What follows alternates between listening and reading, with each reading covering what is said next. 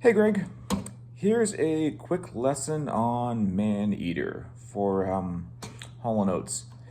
Reason I love this song so much is there's a couple of things going on. It's got some really cool voice leading. It's got a really neat kind of Motown shuffle, and it has a Picardy third. If you don't know what a Picardy third is, it's when you have a major and minor chord both of the same root in a chord progression. Most popular one that people would recognize is Creep by Radiohead. G major, B major, C major, C minor. A Picardy third is either going to bring a piece up or bring a piece down. Here's an example. C major, going down to a B major, and then to a B minor. Do that in opposite. Here's C major, B minor, B major. It either has like a lift effect or a lowering effect, light, dark kind of thing. Anyways, Picardy thirds. The other thing is it's got some pretty cool voice leading. If you're not familiar with voice leading, it's kind of taking tones from individual chords and trying to suggest either an upwards or a downwards movement. A prime example of this is if you take a look at Come On Feel the Noise, you have a progression that goes like this.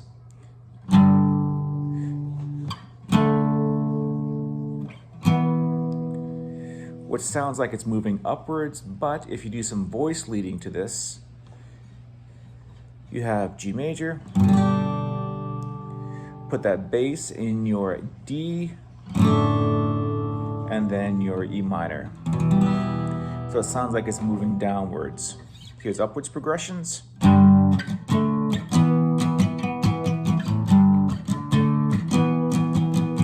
Downwards progression.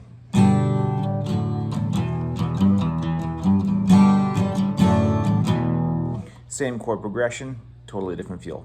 That's voice leading. Anyways, to the song. Starts off with, I'm just doing power chords for the opening, and it's just like in that Motown shuffle. I didn't really hear anything fancy going on with the chords, so I'm just using basic power chords. I haven't really taken a look at whether there's extensions or anything different going on there, so I'm just doing basic power chords.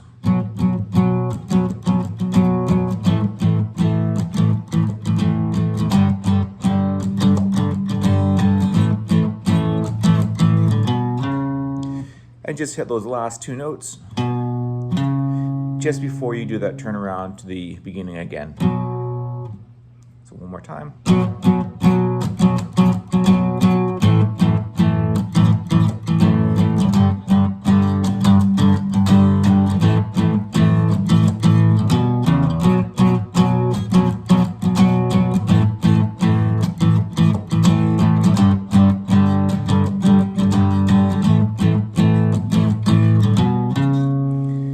When it gets into the first verse, this is where you see the voice leading really kind of take over the song and make it a lot more interesting. So here's a D major chord. It is going to an A chord next, but he's putting that C sharp in the bass here. So it's an A chord like this, but take that C sharp and put it up here. Next, go to a C, to a B. There's going to be a bit of a walk down. To an E minor.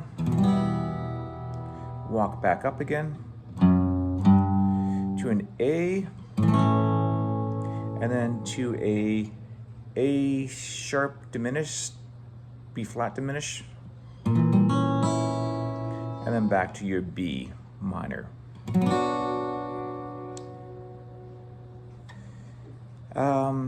That little interlude where it goes back to this A Most of the time it's going to go back to a B major, and I'm going to explain this. So the one time, this is kind of the only time I really see this, is it's going from that B minor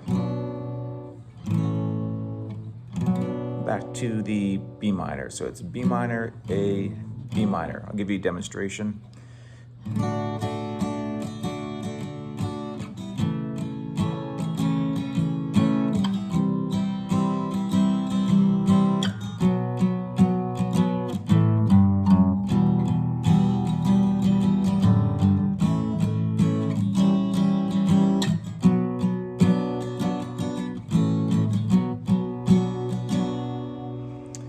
That's the only time it's going to go from B minor, A, back to B minor.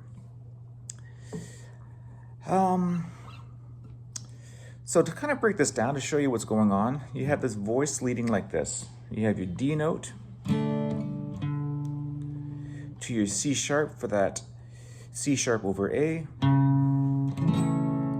C note over top of the C chord, B chord,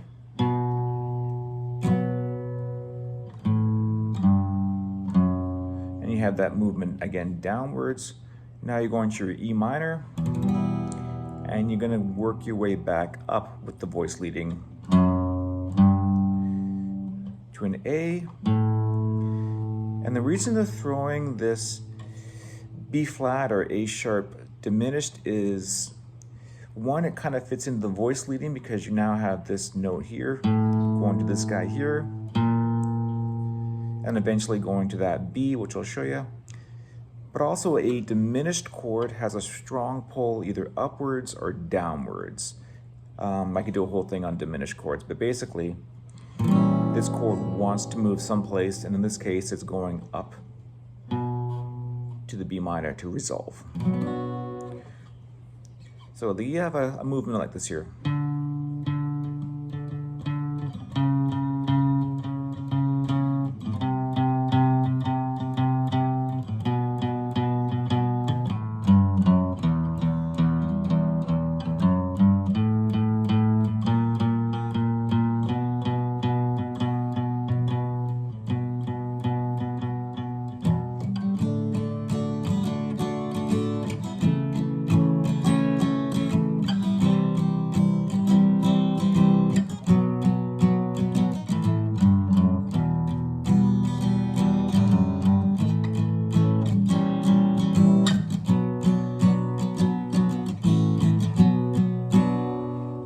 So the only tricky chord in here is that A sharp diminished. The best way to do this one is just do a stock A chord.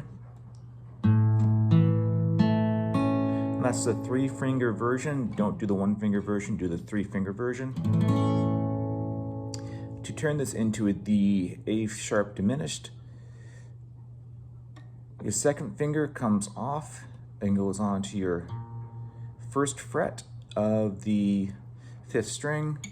This guy here, your third finger, comes up to your 4th string, 2nd fret. This guy is now open.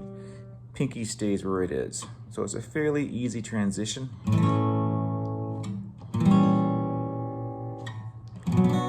And then to your B minor.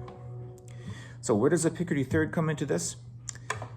At the end of the 2nd verse, instead of going B minor to the A back to the B minor, it's going to a B major, and that gives it that lift feel. You can really hear it. It's hard to tell what they're actually doing, but if you're a bit of a theory guru like me, you recognize that immediately as a picardy third.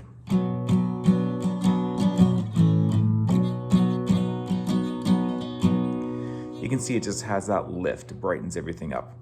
And then from there, back to the B minor for the chord progression for the chorus.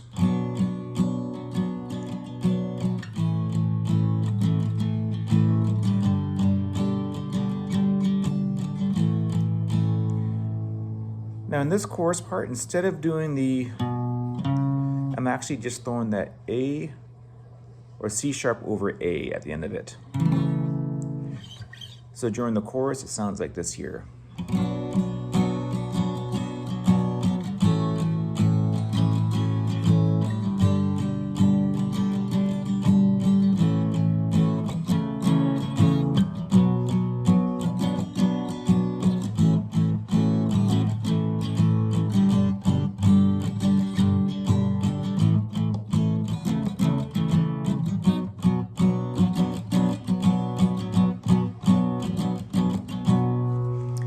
Anyways, hope that helps you out, dude. We'll talk to you soon.